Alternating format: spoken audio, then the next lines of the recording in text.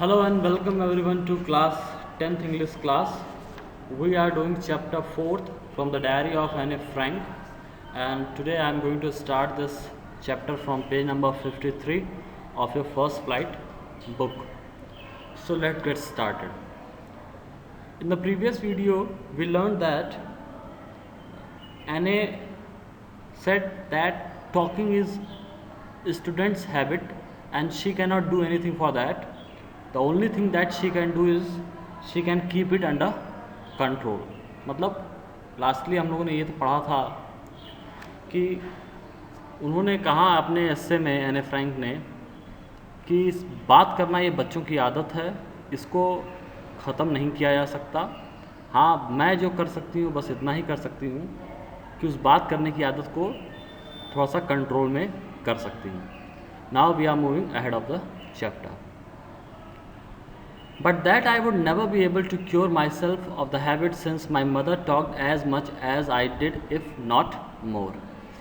और एने फ्रैंक आगे कहती हैं कि मैं अपने आप को इससे ज़्यादा सही नहीं कर पाऊँगी क्योंकि मेरी माँ भी उतना ही बात करती है जितना मैं बात करती हूँ. मैं अपनी माँ से ज़्यादा बात नहीं करती हूँ. तो क्योंकि ये पेरेंट्स की कैरेक्टरिस्टिक्स है जो कि मुझ में आई है बात करने की, तो मैं उस पर बहुत ज़्यादा कुछ कर नहीं सकती हूँ. And that there's not much you can do about inherited trait. और एने कहती हैं कि और जो क्वालिटीज़ आप अपने पेरेंट्स से पाते हैं ड्यूरिंग बर्थ, उन क्वालिटीज़ के ऊपर आपका कोई हक नहीं होता, आप उसको किसी भी तरीके से सही नहीं कर सकते हैं. तो उनका कहना था कि बात करना ये मुझे मेरे पेरेंट्स से मिला है, तो मैं उस पर बहुत ज़्यादा कुछ कर नहीं सकती हूँ. Mister Keesing had a good laugh at my arguments. तो जब ये ऐसे मिस्टर किसिंग पढ़ते हैं तो जो दलीलें एने फ्रैंक ने दी थी उसको पढ़ के मिस्टर किसिंग बहुत हंसते हैं. But when I proceeded to talk my way through the next lesson he assigned me a second essay. तो उनका आर्गूमेंट पढ़ने के बाद जब वो हंस रहे थे और जब मिस्टर किसिंग आगे का नेक्स्ट लेसन पढ़ा रहे थे तो उस वक्त भी एने फ्रैंक जो है वो चुप नहीं रही क्लास में. वो उसी की तरीके से फिर से बात करना शुरू कर दी जैसे वो पहले बात किया करती थी क्लास में, जिसकी वजह से उनको पहली बार ऐसे लिखने के दिया गया था. तो उसी तरीके से बात करती रहीं और इस वजह से मिस्टर किसिंग ने फिर से एक बार उनको दूसरा ऐसे लिखने की जिम्मेदारी दे दी. एक पनिशमेंट के तौर पे दूसरा ऐसे लिखने को कहा. दिस टाइम इट वॉज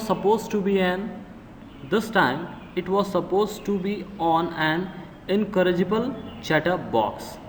और इस बार जो ऐसे की टाइटल थी वो थी ऐसा चैटर बॉक्स, ऐसे बात करने वाले जो कि कभी उनको सही नहीं किया जा सकता हो. इनकरेजिबल मतलब कुछ ऐसी चीज़ जिसको सही नहीं किया जा सकता हो, बैड क्वालिटीज़ जिसको सही नहीं किया जा सकता हो. तो उस पर ऐसे उन्होंने लिखने के लिए दिया कि इस पर ऐसे लिखो कि कुछ ऐसी गलत क्वालिटीज़ होती हैं बात करने वालों की जिसको सही नहीं किया जा सकता है. ये टॉपिक उन्होंने दिया था. I handed it in and mister Keesing had nothing to complain about for 2 whole lessons. तो ये चीज़ भी जो है इस हिस्से को भी उस एने फ्रैंक ने जो है मिस्टर किसिंग को हैंड ओवर कर दी. और उसके बाद 2 पूरे चैप्टर पढ़ाने वक्त मिस्टर किसिंग ने फिर किसी तरीके की कंप्लेन नहीं किया एने फ्रैंक से कि तुम इतना बात क्यों करती हो. However, during the 3rd lesson, he had finally had enough. Anne Frank, as punishment for talking in class, write an essay entitled "Quack Quack Quack," said Mistress Chatterbox. तो अब क्योंकि 2 बार पनिशमेंट देने के बाद भी एने फ्रैंक अब बात करना उन्होंने कम नहीं किया, तो तीसरे लेसन तक जाते जाते फाइनली उनको बहुत ज़्यादा मिस्टर किसिंग को बहुत ज़्यादा दिक्कत हुई और उन्होंने फाइनली एने फ्रैंक को पनिशमेंट दी कि तुम जो है ऐसे लिखो जिसका सिर्फ टाइटल हो क्वैक क्वैक क्वैक, मतलब बात करने वाले बच्चे. उसका उन्होंने ऐसा क्वैक क्वैक जैसे कि बत्तख चिल्लाते हैं क्लास में या अपने सोसाइटी में पॉन्ड में, उस तरीके से ये लड़की भी क्लास में क्वैक क्वैक करती है और इस पर तुमको ऐसे लिख के लाना है. The class road. I had to laugh too, though I nearly exhausted my equanimity on the topic of chatterbox। तो ये सुनने के बाद क्लास जो है वो चिल्लाई एक बार, मुझे भी हंसी आ गई। एने फ्रैंक ऐसा कहती हैं, और एने फ्रैंक कहती हैं कि लेकिन अब जो ओरिजिनलिटी थी मेरी टॉपिक्स की, मतलब जितना मुझे आता था, मेरी खुद की जो टॉपिक्स थी वो अब ख़त्म हो चुकी थी। मेरे पास अब और ज़्यादा मैटर नहीं रह गया था चैटर बॉक्स पे लिखने के लिए। It was time to come up with something else, something original. और वो कहती थी कि अब कुछ ऐसा करना चाहिए, कुछ अलग तरीके का काम करना चाहिए, और वो जो अलग तरीके का काम हो वो भी ओरिजिनल ही हो। My friend Sanne, who is good at poetry, offered to help me write the essay from beginning to end in verse and I jumped for joy। तो इसी दौरान उनकी एक दोस्त थी जिसका नाम था सैने, वो उसको पोइट्री बहुत अच्छी आती थी, तो उसने ऑफ़र किया कि मैं तुम्हारी मदद करूंगी इस एसे को लिखने के लिए, और हम इस एसे को पोएम के फॉर्मेट में लिखेंगे। और ये सुनने के बाद एने फ्रैंक खुशी से झूम उठती हैं। Mr. Kissing was trying to play a joke on me with this ridiculous subject, but I would make sure the joke was on him।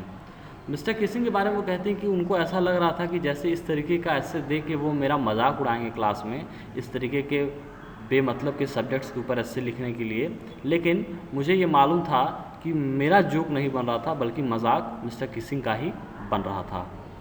I finished my poem and it was beautiful. और finally अपने दोस्त की मदद से उन्होंने इस poem को लिखा, और वो पोएम बहुत खूबसूरत थी। It was about a mother duck and a father swan with 3 baby ducklings who were bitten to death by the father because they quacked too much. और ये पोएम किस बारे में थी? ये पोएम एक मदर डक और फादर स्वैन के बारे में थी, जिसके 3 बेबी डकलिंग्स थे, और उन तीनों डकलिंग्स को फादर ने इतना भयंकर तरीके से काट लिया था कि उनकी मौत हो गई थी। और काटा क्यों था? क्योंकि वो बहुत ज़्यादा क्वैक करते थे, बहुत ज़्यादा शोर मचाते थे। Luckily mister Keesing took the joke the right way. He read the poem to the class. तो मिस्टर किसिंग ने जिस तरीके का जोक बनाना चाहती थी एने फ्रैंक